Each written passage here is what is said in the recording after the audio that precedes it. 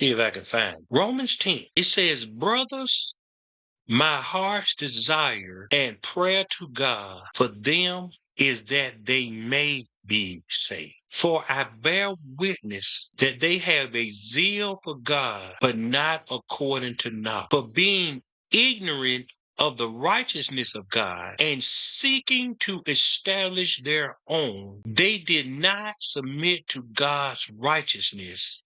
For Christ is the end of the law for righteousness, everyone who believes. Do you notice? Paul said they may be saved.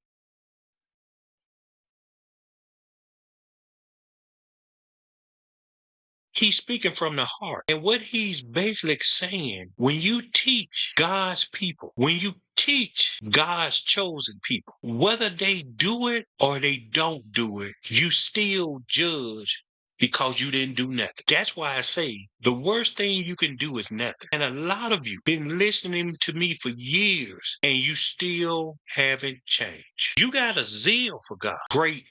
And it's defined as great energy, enthusiasm in pursuit of God. It's worthless to be in pursuit and obey the things of God and not have God in your heart. That's what he's saying. You have a wrong view of God. And when you have a wrong view of God, God talk doesn't do you any good is because you see God how you want to see him and not how he's trying to show you how to see. I said that yesterday, and I'm just going to use this for example. I'm not talking. I just want you to show you how many of you are. I said that yesterday. I even used the example. And I said that yesterday, and I said, can't nobody stop nobody from growing in God. And the example I used was when I was married and we get a divorce and she told me, you stopped me. And I went on, I said, your situation, your circumstances, and your relationship, don't none of that stop you from going.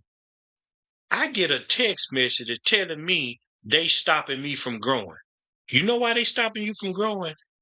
Because when you look at other people, when you look at your situation, when you look at your relationships, the reason they stop you from growing is because you believing in that. See, when you got your own relationship with God, you can't stop me. Those are the people we trying to teach. See, listen here, if a person can stop you from a relationship with God, you ain't got no power. If losing your job stop you from having a relationship with God, you ain't got no power.